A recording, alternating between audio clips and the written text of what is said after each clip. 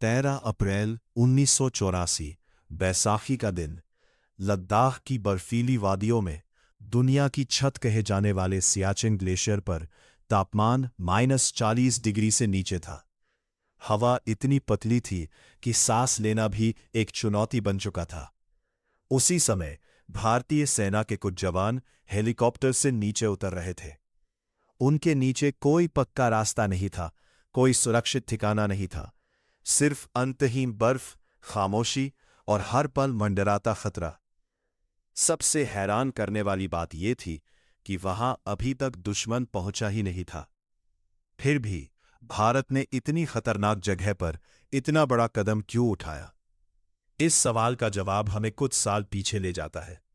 भारत और पाकिस्तान के बीच जो सीमा रेखा तय की गई थी, वो एक बिंदु NJ नॉर 842 तक ही साफ थी। उसके बाद नक्शे में सिर्फ इतना लिखा गया था, thanks north to the glaciers, यानी इसके आगे की सीमा ग्लेशियरों की ओर जाती है। लेकिन किस दिशा में और कितनी दूर तक, ये कभी स्पष्ट नहीं किया गया। यहीं से एक खामोश टकराव की शुरुआत हुई। 1970 के दशक में पाकिस्तान ने एक नई रणनीति अपनाई। उसने विदेशी पर्वतारोहियों को सियाचिन क्षेत्र में चढ़ाई करने की अनुमति देना शुरू किया। धीरे धीरे अंतर्राष्ट्रीय नक्शों में यह इलाका पाकिस्तान के हिस्से के रूप में दिखाया जाने लगा।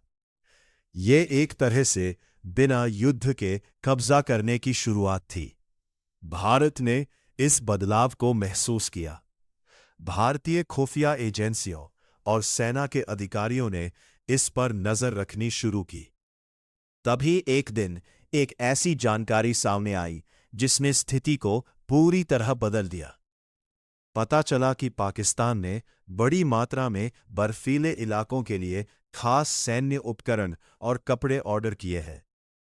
ये कोई सामान्य खरीद नहीं थी, ये किसी बड़े अभियान की तैयारी का संकेत था। भारत समझ गया कि अगर अब भी इंतजार किया गया तो सियाचिन हमेशा के लिए हाथ से निकल सकता है। तभी एक फैसला लिया गया, पहले पहुंचने का।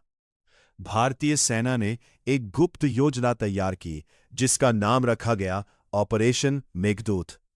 इस योजना के तहत सैनिकों को हेलीकॉप्टर के जरिए उन ऊंचाइयों पर उतारा जाना था जहां आज तक कोई स्थायी सैन्य तैनाती नहीं हुई थी। यह मिशन बेहद जोखिम भरा था।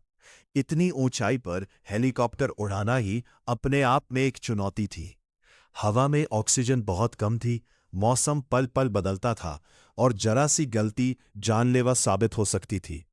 लेकिन इसके बावजूद मिशन शुरू किया गया। 13 अप्रैल 1984 की सुबह भारतीय वायुसेना के हेलीकॉप्टर सियाचिन की ओर बढ़े। उनके अंदर बैठे सैनिकों को अंदाजा था कि वे एक असाधारण मिशन का हिस्सा है, लेकिन आगे क्या होने वाला है, ये कोई नहीं जानता था।